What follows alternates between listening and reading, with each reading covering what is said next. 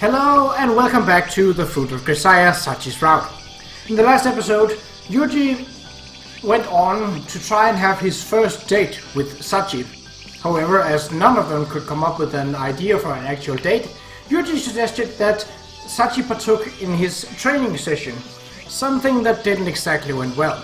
Especially not when Amane interrupted and, very cross, told Yuuji that this was not a real type of date. Yuuji then told that he had reason to believe that this would be the best for Sachi and that Sachi seemed happy with it, but agreed to try and find something more casual for the next time. Let's continue. On a summer morning already hot enough to inspire full-throated chirping from the cicadas, Sachi silently devotes herself to her self-imposed duties, dressed as always in his long-sleeved maid uniform. Yoo-hoo! Yoo-hoo! And I, watching over her from afar, busy myself braiding the hair of a deranged cave gremlin. Who are you calling a gremlin? Object all you want, but I've been hearing some distinctly goblin-esque grunting from your direction for a while now. Well, your hands feel kinda nauseating, so I couldn't help making a few weird sounds. You're emitting a bizarre noises at random intervals without conscious intent. Ever been tested for Tourette's syndrome? No, that's not the issue here. It's all good, yep. Well, if you say so. Anyway, I know you're trying to make your girlfriend's life easier or whatever, but you're sure about spending all this time waiting on other girls? No worries on that front. We got a date scheduled after this. That's so. How nice of you. The temperature totally just went up a few degrees. Michiru fans herself vigorously with one hand, her face contorted into an expression I haven't seen since the time she mistook lukewarm leftover soup for barley tea and guzzled it all down. Sachi and I arranged the date in question yesterday, shortly after my little pep talk from Amane.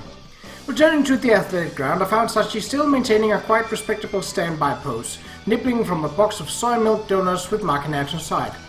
I apologized for my lack of consideration, fully expecting as Sachi's standard, I don't mind in the least in reply. But in a somewhat unusual turn of events, she instead asked me, in that case, what should we do for the rest of the date? And so, after a brief discussion, we decided to wipe the slate clean of our half-assed first date and give it a fresh start the next day. Alright, we're done. I gave Michiru a light thump on the shoulder to signal the completion of her twin-tail tying request. Yeah, thanks. Standing from the bench she'd been lounging on, Michiru reached up and examined my work with her own hands. Hey, not too shabby, Yuuji. The thickness of the tuft is just right. The balance between left and right is solid. Your work is not inferior to Sachi in any way. Well, I have seen her do this once or twice, so I had an example to work off. And you covered it perfectly just from that? You some kind of superhuman? The sun is setting in the sky, so find your way back home to me, and when you rub your tired eyes, we'll kiss and say goodnight. As we're chatting, I noticed Sachi's actually singing a relatively normal song as she works, something of a first. If Sachi's singing this one, she must be in a good mood today. Really? Yep, normally she just sings some of those weird ones Makina told her to use.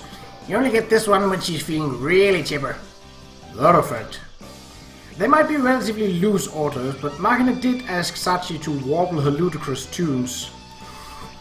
In other words, Sachi must be attached to this song to the point where it can occasionally override her standard system of prioritization. She have some special affection for that song? Oh no, just your guess is as good as mine. If you're curious, why don't you try asking her instead of me? Can't honestly say I'm not curious, but I suppose the important thing is knowing what it means about her mood. Prying into the exact details could be counterproductive. Anyway, you fulfilled my request, so feel free to go flirt with Sachi or whatever. Appreciate it. To demonstrate my gratitude, I'll let you watch. Wow. Hey, Sachi, have a second? You called, Master? Sachi trots right over when I call out her name, offering a greeting that inspires a truly spectacular grimace from Michiru. You're looking a little pale in the face there. Michiru, my friend. Just now realized that you forgot to eat breakfast? I ate a perfectly respectable breakfast, thanks. Sachi made me some honey toast. No, forget that. Are you seriously making her call you master now? No, I don't recall forcing her to do that, or giving any indication I wanted her to. So then... Yes, it was my own attempt to be thoughtful. I see. What can I say? I guess you kinda have it rough yourself, Yuuji. I'll be fine. You hang in there yourself, alright? It's always darkest before the dawn. Yeah, thanks. Hey! I'm supposed to be the one doing the comforting here. As Michiru arrives in frustrated confusion, Sachi smiles brightly and conspicuously leans her head in my direction. The gesture's a pretty blatant request for another of those petting sessions, but unfortunately, while your intentions were good, that wasn't quite worthy of a pat on the head. Is that so? In typical fashion, Sachi offers no complaint or objection despite this obviously disappointing result.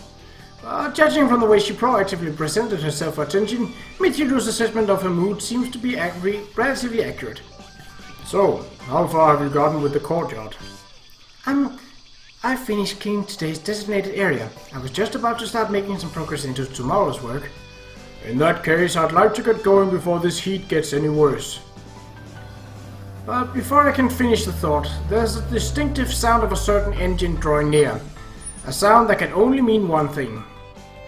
Huh? That engine? Yes, she's here. Yes, so it would seem. Long time no see, Yuuji. After saying goodbye to Michiru, who apparently finds encountering genuine blondes somewhat depressing, Sachi and I make our way out to the front gate. JB's leaning against her flashy sports car, waving in our direction. Look, didn't I tell you to give me advance warning of your visits? I happen to be in the neighborhood on business today, so I just stopped by to say hello, that's all. Looks like you're done. Bye. Jeez, as always, you don't know how to treat a lady. He's not treating you this coldly, is he, Sachi?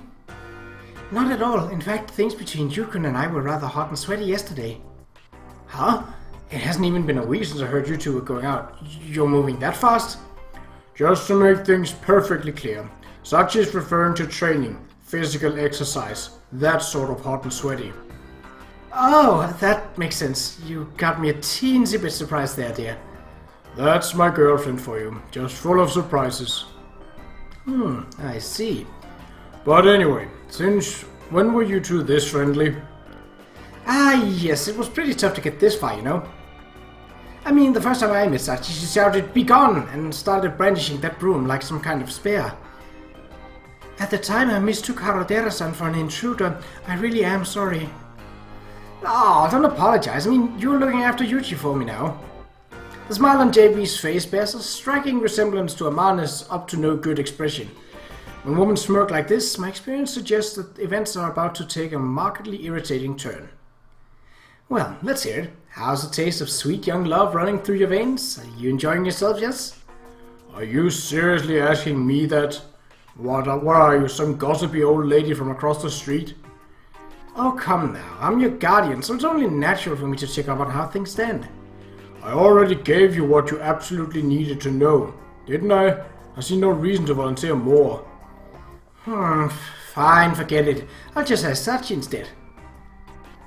With a great show of pouty sulkiness, JB pulls Sachi away from my side and wraps her arm around her shoulder. Hey Sachi, just between you and little old me, have you and Yuuji kissed yet? Look, you. When we were children, I did peck him on the cheek. Since we began dating, nothing as of yet. So what about, I don't know, holding hands? Anything like that? No, we haven't yet engaged in any romantic activities of hand-holding, hugging or plate-biting variety either. One of those things strike me as slightly different from the others, but if he hasn't even gone for your hand yet, seems you're really being treasured, Sachi. Is that so? You bet it is. Yuuji's normally a beast, you know. Give him an opening and he'll pounce like a snarling wolf. That's slightly surprising, if true. Stop feeding her lies, woman. Oh, but it's no lie now, is it? Is that true, Yukon? As she speaks, Sachi stares up at me with eyes clear and bright as glass beads. All I'm going to say is, When JB starts talking like an effeminate stage magician, you really shouldn't take anything she says too seriously. Yes, certainly. Sachi dear, how can I put this? Sometimes you're so corroborative that it's a little unsettling on the receiving end. Well, you could say that's one of her good points. Ah, true enough. Anyway, thanks to Sachi's honesty, I'm fully convinced you two are having a wholesome relationship. So you're satisfied now, right? Better get back before the brass starts squawking. Jeez, you never miss a chance to try and shoo me away, do you? When you have an actual reason to visit, I don't think I treat you unkindly. In that case, it seems like a job may be coming your way the day after tomorrow. Keep your schedule open, okay?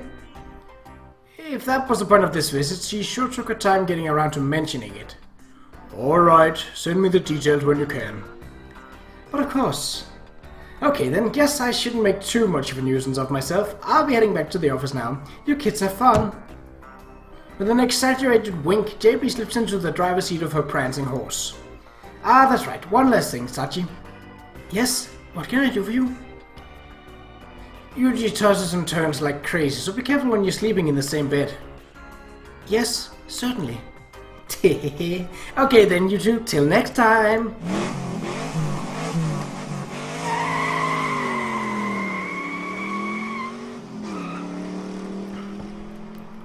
After teasing us one final time, JB rolls up her window and speeds off in a shrill burst of sound pollution. Okay, just to be clear, I don't toss and turn in my sleep. To be sure, from what I've seen, I rather thought you'd be capable of sleeping while standing at attention.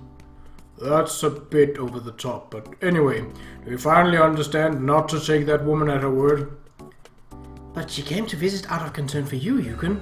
Isn't she basically a trustworthy person? Maybe, if she could resist the impulse to screw around like that. Ah, I see. More importantly, about the date. You prepared a plan this time, yes? Yeah, thought we'd go walk around some stores. Stores? Right, window shopping as they call it.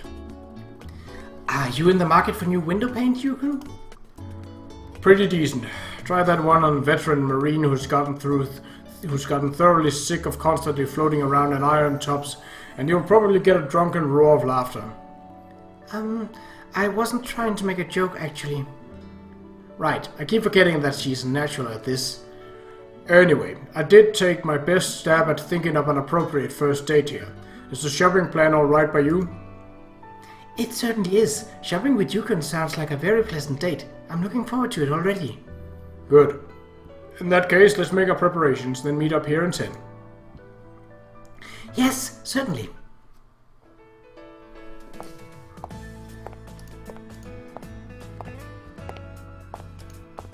Not even glancing at the store window to her left and right, Sachi shuffles silently forward, completely lost in her own little world. We came straight to the shopping area around the station as planned, but Sachi's mood appears to have taken a dramatic turn of some sort in the course of the last 15 minutes. As a little experiment, I try stopping quietly in my tracks. Completely oblivious, Sachi continues to walk briskly down the sidewalk. Hey, Sachi? What? I do apologize. It seems my head was in the clouds. Don't see that every day. Something on your mind? I was thinking about you and Qa'Rajh-san. Me and JB? Yes. Not to repeat myself, but if there's something on your mind, you can go ahead and say it. Well, I'm afraid I don't understand myself what I want to ask you, Yukon. The hell? Sachi's explanation is so amazingly unhelpful that I reflexively respond a little curtly. Sorry, can you try to go into a little more detail? Since we left the school, for some reason I've been mentally picturing you and Qa'Rajh-san enjoying each other's company. And when I think the matter over, it seems to make me feel as I did when Maki-chan shouted, "Sachin's a slutty maid," in my face. I see.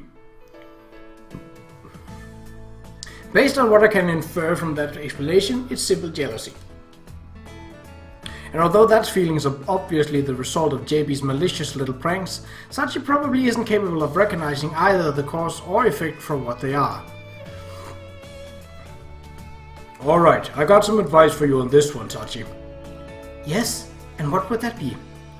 File those feelings away and make sure you don't forget them. But for the moment, try not to let them bother you too much. You do give some rather difficult advice at times, Yukon. It's pretty simple, actually. Just empty your head for now. I understand that much, but why do you think it's wisest to forget for the moment? Because you'll be able to enjoy the date that way. I see. Not only a simple and clear argument, but also an extremely persuasive one. Feeling any better? Yes, very much so. It's as though you pulled the dagger from my throat, Yukon. That effect. The girl can lay the hyperboles on a little thick at times, but it sounds like this really was a load on her mind. In any case, it's encouraging to see Sachi starting to puzzle over things she doesn't understand. Well then, why don't we begin by looking for something you want, Yukon? Something I want. Yes, I'm not currently looking to purchase anything myself, so it would seem the logical course of action.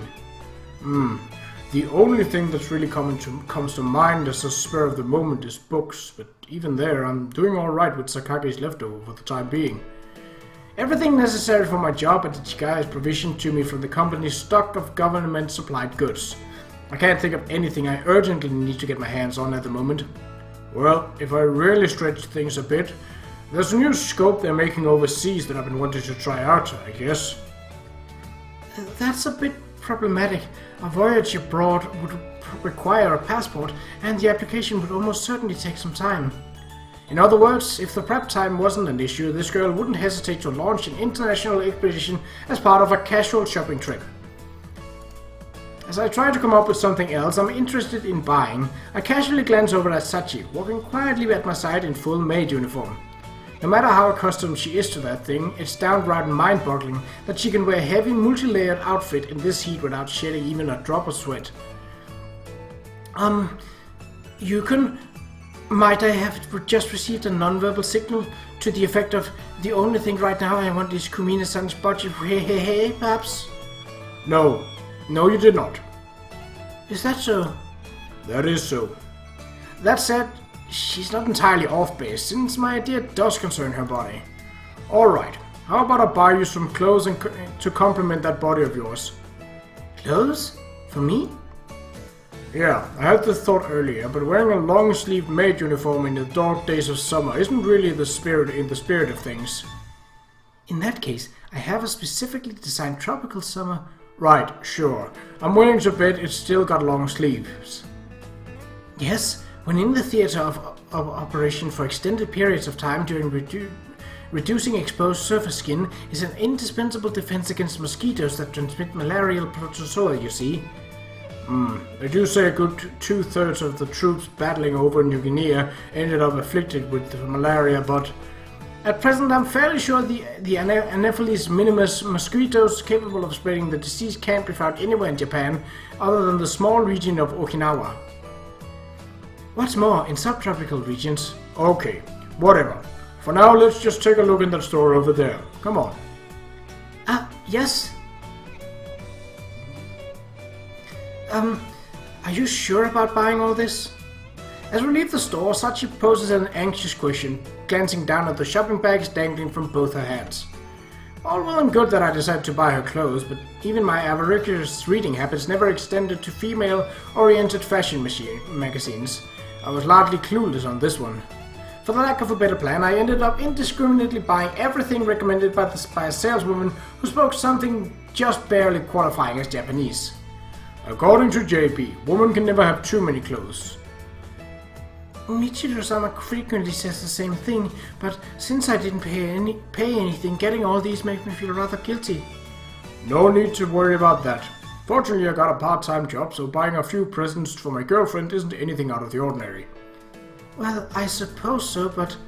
Personally speaking, I'll consider buying you clothes money well spent. If you're saying you don't want them, feel free to use them as rags when you're cleaning. I won't hold it against you. I would never do such a thing. Even if they were unusable, I'd wear them as belly warmer rather than reducing them to rags. Then I guess there's no problem. In that case, why don't you wear those clothes every once in a while? To a degree that doesn't interfere with the pre-existing request about your maid uniform. That's decidedly tricky in order. No, it's pretty simple. Why don't you just wear them when you feel like wearing them? Wear them when I feel like wearing them? Repeating my words like a parrot, Sachi closes her eyes in thought. In relation to my final objective, giving her these presents is something of a test, but also generally true that I want to see Sachi in normal clothes for once. Alright, next I guess we can just wander around for a while. I take a step forward, but Sachi doesn't budge. Yukun. Thank you. Thank you, Yukun. When Sachi speaks those plain words, a memory flashes before my eyes. Thank you. Apart from my family, Sachi was the one and only person in my claustrophobic little world who said those words to me on a regular basis. For Sachi, it might well have been nothing but a simple expression of gratitude for the praise I lavished on her. But for me, every thank you offered me heartwarming relief from the feeling of inferiority and worthlessness that otherwise defined that period of my life. Maybe it was just a childish misconception on my part, a groundless, self-centered delusion. But it felt as though she was telling me, you're alright as you are. It's alright for you to be here. Yeah. And watching Sachi answer my curt grunt of acknowledgement with a happy smile, I realized that whatever else has changed over the years, that feeling is still the same. That warmth still rises to the surface. Even in that alone, I think Sachi is a special presence in my life. Alright, Sachi, let's get going. Yes. Glad we managed to find something that caught your interest as well. Yes, this shark ribbon will suit Michiru-sama perfectly. I'm fully satisfied. We wandered aimlessly through a few other stores until we stumbled across the item in question. Her prize in hand, Sachi smiles triumphantly up at me as we leave the shop. So what? Is that thing made from shark skin? No, I was referring to the design, not the raw materials. When you tie it in a bow, like so, the loops resemble the open jaws of a shark. Perhaps not an entirely innovative conceit, but the heart-shaped teeth, suggesting a tiger shark rather than the conventional great white, provide a distinctive touch. You can feel the artisan's eye for detail. That's so. If Michiru's really looking to complement that sparkly pouch of hers with this sort of realistic nature design, she's got a fairly inconsistent fashion sense. Well, now that we both bought something, I guess it's about time we headed back to the dorm. Yes, I suppose so. But when I changed the subject, Sachi's response is somewhat distracted. She turned her head slightly to one side. I follow her gaze to a bus stop bench where a man's lying down with his head in his girlfriend's lap. Hey, this is kind of embarrassing, you know? That's the whole point. There's a good bit of distance between us, so I can't hear their conversation that well. But the atmosphere over there seems pretty nice. From all appearances, they're a couple in the height of the honeymoon phase. When I look back, Sachi's still boring holes into the pair with her eyes. After JB's suggestive pestering this morning, she might well have developed some curiosity about this sort of physically romantic action. Something on your mind? No, I was just looking over at the bus stop for a moment. If you say so. Judging from that oddly vague answer, it seems she doesn't want me to know that she was looking at the couple in particular. Okay, let's head back. Yes, of course.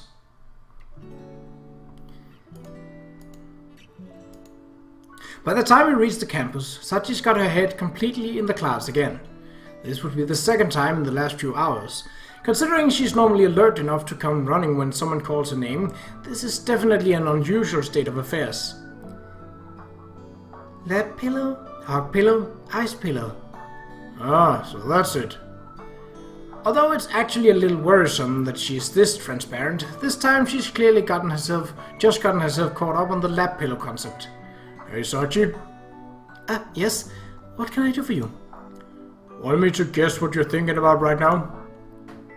Is this an invitation to some sort of game, perhaps? No, nothing like that. I'm just pretty sure I know what's on your mind at the moment. Want to see if I'm on the money. That would be an amazing feat indeed. By all means, feel free to guess. Alright, I'll get straight to the answer. Sachi, you're currently thinking about trying out the classic lap pillow maneuver, yes? No? Judging from that goofy little yelp, she genuinely wasn't expecting this answer. Can I take that to mean I'm correct? Yes, precisely correct, with no hints whatsoever. My heart won't stop pounding. No hints, huh?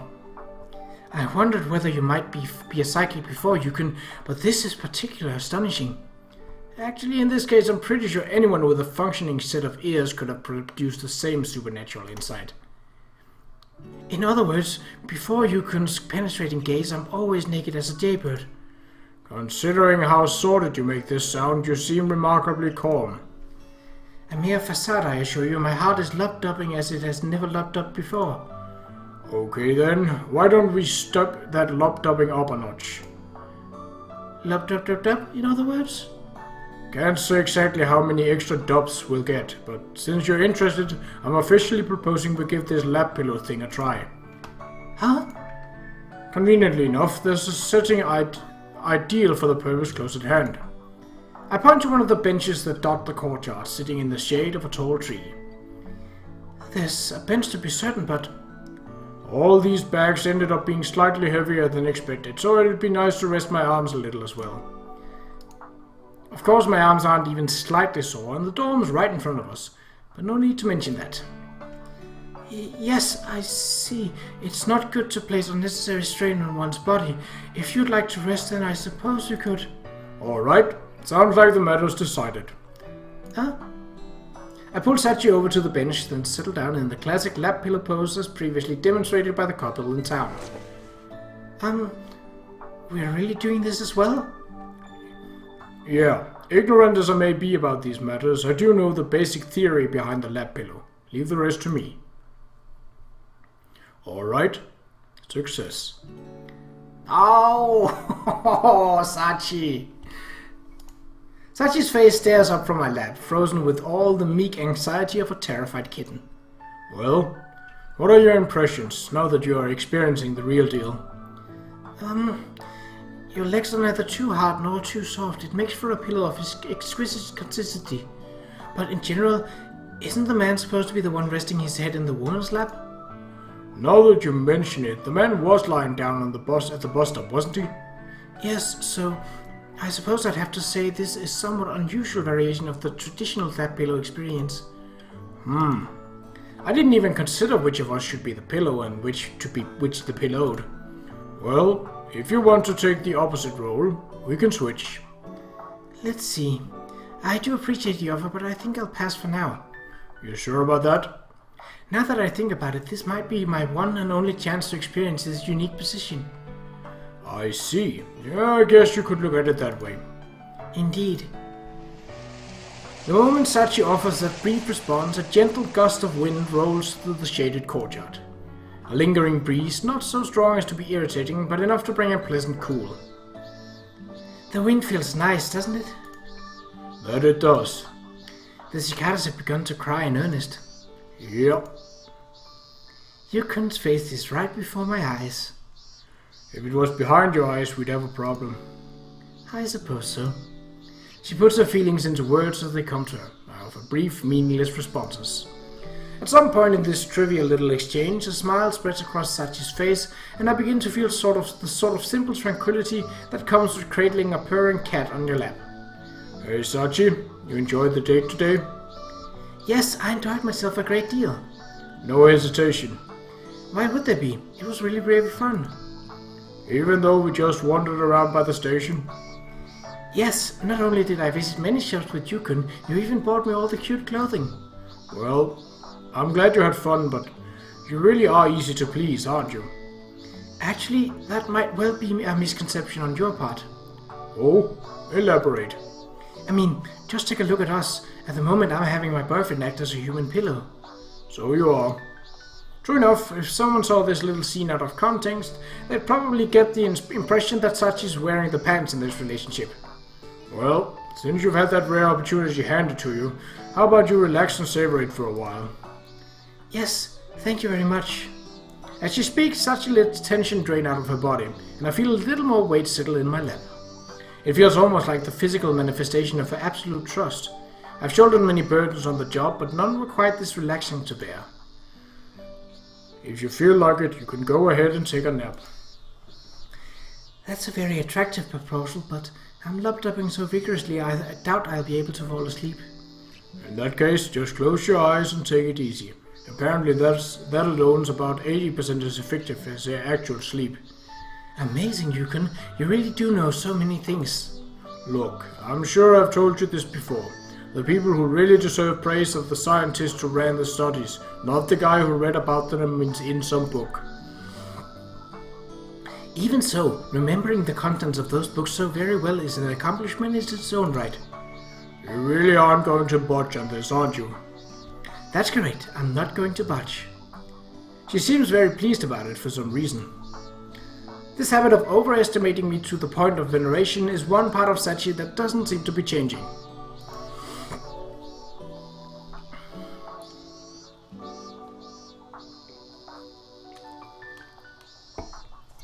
Walking down the street, chatting with your romantic interest, going shopping together, brushing against their warmth, and ultimately offering them your lap as a pillow, putting aside for the moment whether it's supposed to be the other way around. I remember seeing this sort of innocent flirting between couples in manga and television shows as a kid, but I hadn't imagined the day might come when I'd actually be experiencing something of the sort. And in fact, I almost certainly never would have if it wasn't for Sachi. I was able to experience this tranquil feeling because of her, because I met her as a kid, because we were reunited here, because she agreed to date me. This unlikely moment came to pass. Aww, thanks, Sachi.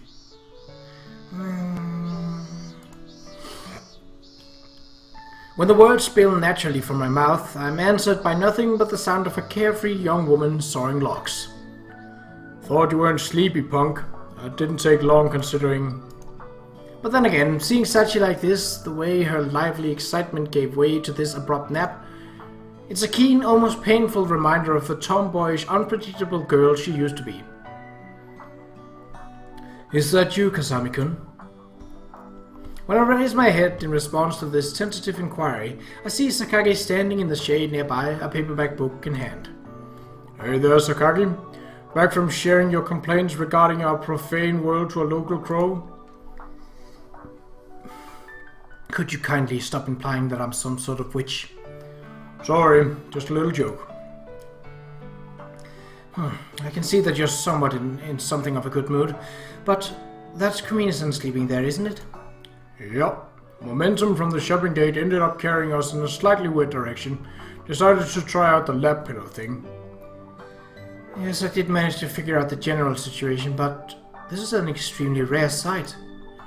As soon as the words are out of Sakagi's mouth, she's leaning quietly forward, peering down at us with an expression of evident curiosity. Guess the man being the pillow is pretty unusual after all, huh? No, not that. I was just a little startled to see Kumine-san asleep. What's that supposed to mean? Very simple. Up until now, I don't believe I've ever come across Kumine-san dozing. Another unbroken streak of hers, is it? Yes, that said, I'm obviously aware that she sleeps in her room every night. But this would definitely be the first time I've ever seen her napping. That a fact? Yes, therefore I was rather surprised just now. Makes sense. Yet another sign of how strictly Sachi governs her own behavior. Oh, she is so adorable.